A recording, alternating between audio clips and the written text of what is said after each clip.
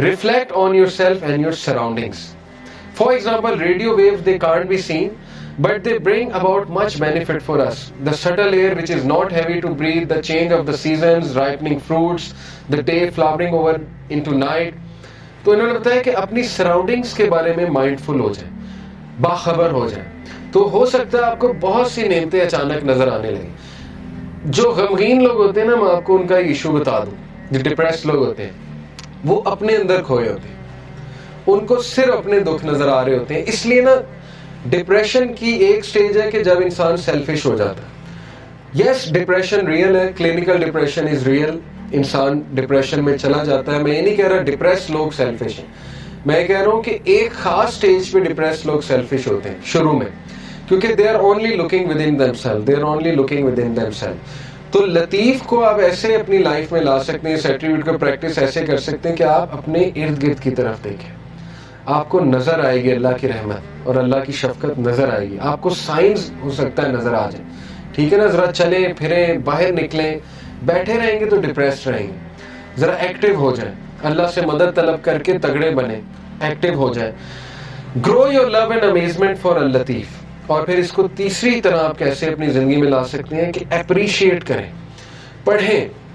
یقین کریں آپ صرف ٹائنی اور مائنیوٹسٹ ڈیٹیلز کو پڑھیں کہ کائنات میں کتنی پریسیجن ہے اللہ کی طرف سے. یعنی ایک ایک سینٹی میٹر, ایک ایک انچ کے فاصلے سے اللہ تعالیٰ نے متعین کی ہوئی چیزیں. آپ صرف دیکھیں جوپیٹر جو ہے اس کی گریوٹی ہمارے ارتھ سے ایسٹرائڈز کو ہٹا رہی ہے. یعنی دیکھ لیں اللہ تعالیٰ نے کتنی پریسائز کریشن ہے اللہ تعالیٰ کی. ہر پلینٹ کا مقصد ہے, ہر سٹار کا مقصد ہے. یہ بالکل اسی طرح ہے جیسے کمپیوٹر کا مدر بورڈ آپ کھولیں تو تھاؤزنڈز آف اس میں مائکرو پروسیسرز لگے ہوئے, تھاؤزنڈز آف پارٹس ہیں. all are combining together to give you one process. ایک پروسیس وہ سارے کمبائن کر کے کرا رہے ہیں. تو انسان ورتھ لیس نہیں ہے. انسان کے لیے اللہ نے یہ دنیا جو ہے یہ رہنے کی جگہ بنائی ہے اور مسخر کی ہے اس کی چیزیں. میگنیٹک فیلڈ بنائی. Magnetic field, you should be thankful for magnetic field. Magnetic field نہ ہوتی تو یہاں دنیا میں ہم رہ نہیں سکتے تھے, ٹھیک ہے نا. اوزون لیئر نہ ہوتی تو دنیا میں ہم رہ نہیں سکتے. تو اس کو اپریشیٹ کریں اور اللہ سے محبت قائم کریں, ٹھیک ہے نا. دیکھیں آپ کو محبت کب ہوتی؟ ماں باپ سے. جب آپ ریئلائز کرتے ہیں کہ یار انہوں نے کتنا کچھ کیا میرے لیے, تو آپ کی محبت قائم ہوتی ہے ماں باپ سے. تو اس کو اکثر ریوزٹ کیا کریں, اسپیشلی جب آپ ڈاؤن فیز میں ہو, جب آپ بہت زیادہ غم کی اسٹیٹ میں ہو, تو ریوزٹ کیا کریں کہ نہیں اللہ تعالیٰ نے کتنا کچھ کیا ہے, ٹھیک ہے نا. چوتھی بات ہے have the right intention in all you do. Latif knows all you do, every minute detail, every thought, every desire, every intention. So take account of yourself. اس ایٹریبیوٹ کو آپ نے اپنی لائف میں کیسے لانا ہے کہ آپ جو بھی کر رہے ہیں نا اس کو ریوزٹ کریں, اس کی انٹینٹ دیکھ لیں. What is your intention behind this?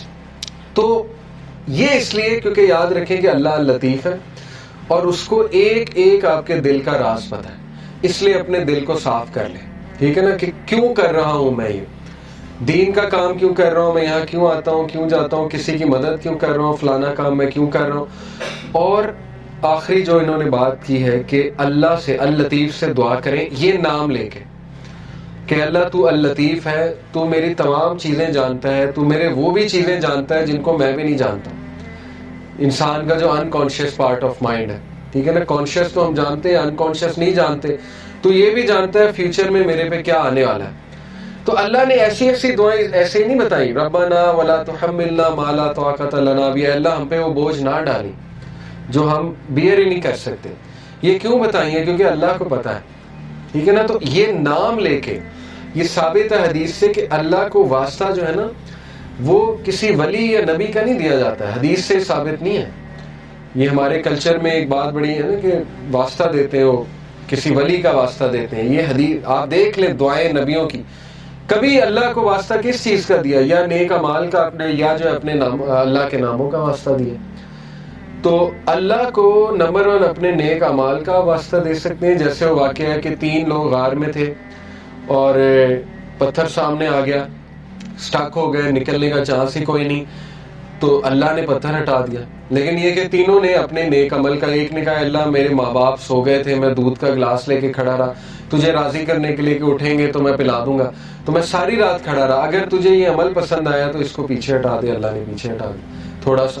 دوسرے نے کہا اللہ مجھے دعوت گناہ، میں گناہ کرنا چاہتا تھا، لیکن اس عورت نے جب میں انٹر ہونے لگا تو اس نے کہا اتق اللہ، اللہ سے ڈر جا. تو میں اس وقت، اس مومنٹ پہ، ابھی دیکھیں کتنی امید ہے اس کے پیچھے، اس شخص کے لیے جو گناہوں میں ڈوبا ہوا ہے. ایک شخص یہاں تک پہنچ گیا تو اس کا مطلب پیچھے سے گناہ کرتا آ رہا تھا نا. ایک دم تو نہیں بندہ یہاں پہ پہنچ جاتا زنا کرنے. اس کا مطلب اس کی پیچھے سے گناہ گار لائف چلی آ رہی، اس کو تھاٹس آتے ہوں گے، پتہ نہیں اس لیول پہ وہ آیا کیسے. لیکن جب وہ ایکسٹریم کرنے لگا، زنا کرنے لگا، تو اس عورت نے اسے یاد دلا دیا کہ اللہ سے ڈر جا. تو اس نے کہا میں ڈر گیا اللہ. اب اللہ کو یہ عمل کتنا پسند آیا. حالانکہ کوئی کہہ سکتا ہے کہ یار وہ تو پہلے سے گناہ کرتا آ رہا ہے، یہ کیا بڑی بات ہے، پیچھے ہٹ گیا. نہیں، اللہ کو یہی تو پسند آیا ہے کہ وہ میرے ڈر سے پیچھے ہٹ گیا. تو اللہ از آل اپریشیٹو، اللہ اپریشیٹ کرتا ہے. اللہ نے پتھر ہٹا دیا. تیسرے نے کہا اللہ میں نے جو ہے وہ کسی نے میرے پاس بکریاں رکھوائی تھی، اور وہ یہ کہ اس کے بکریوں کے بچے ہو گئے، تو اس سے میں نے کچھ پروفٹ کما لیا. جب وہ واپس آیا میں نے اسے بکریاں بھی دی اور وہ پروفٹ بھی دیا. یعنی اس لیول کی آنیسٹی. تو اللہ اگر تجھے یہ پسند آیا ہے، تیرے لیے کیا تھا اور تجھے راضی کرنے کے لیے، تو پتھر مکمل ہٹ گیا. تو یہاں سے ثابت ہوتا ہے کہ اپنا وہ عمل آپ نوٹ کریں جو آپ نے خالص اللہ کے لیے کیا. اس سے یہ بھی ثابت ہوتا ہے کہ اچھا ہے کہ آپ نا ہر عمل پیور اللہ کی رضا کے لیے کیا کریں، کیونکہ مصیبتوں میں وہ چیز کام آئے گی. ٹھیک ہے نا، جب آپ پہ مشکل وقت آئیں گے تو آپ وہ کوٹ کر سکتے ہیں. اس میں کوئی پرائڈ نہیں ہے کوٹ کرنے میں، بلکہ یہ تو اچھی بات ہے کہ اب آپ اپنا ہر عمل میک شور کریں گے کہ وہ اللہ کی رضا کے لیے ہو، خالصتاً میں اللہ کو راضی کرنے کے لیے کروں. ٹھیک ہے نا. تو اس کو ریوائز کرتے رہیں. اور یہ کہ اللہ کے ایٹریبیوٹ سے اسے پکارا جا سکتا ہے، اللہ کو اس کے ناموں کا واسطہ دیا جا سکتا ہے. ٹھیک ہے نا، کہ اے اللہ تو الخبیر ہے، تو اللطیف ہے، اے اللہ تو الجبار ہے، اے اللہ تو الرحمن ہے، الرحیم ہے، وغیرہ وغیرہ.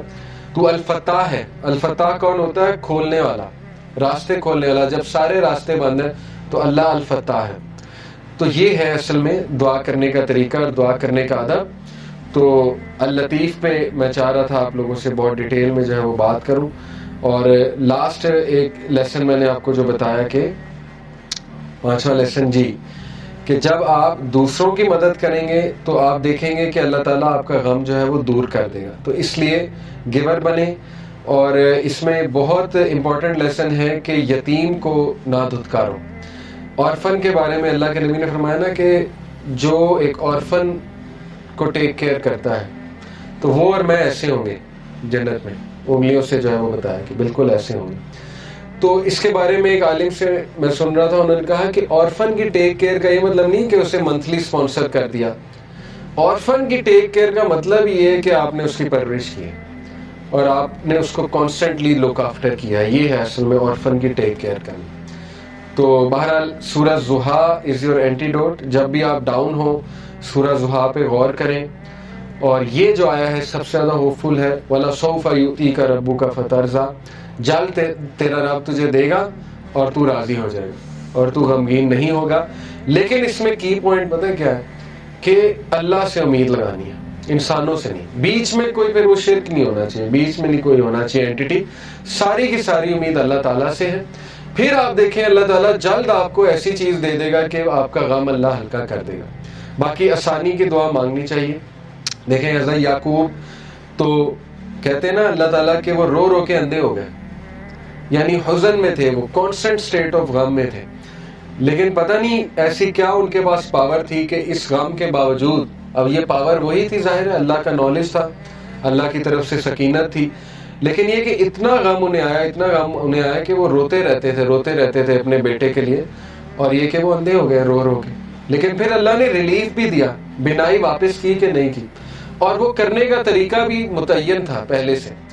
اور یہ بھی بات یاد رکھیں کہ بڑی خوبصورت ایک مثال ہے نا کہ لاسٹ کلاس میں نے دی تھی. کسی نے پوچھا کہ اللہ تعالیٰ کو کیوں نہیں ترس آتا کسی بندے پہ جو بہت زیادہ مشکلات میں. جیسے کسی نے مثال دی کہ شام میں ایک ماں تھی، اس کے 4 بچے تھے، اس کے گھر پہ بم گرا تو چاروں بچے فوت ہو گئے.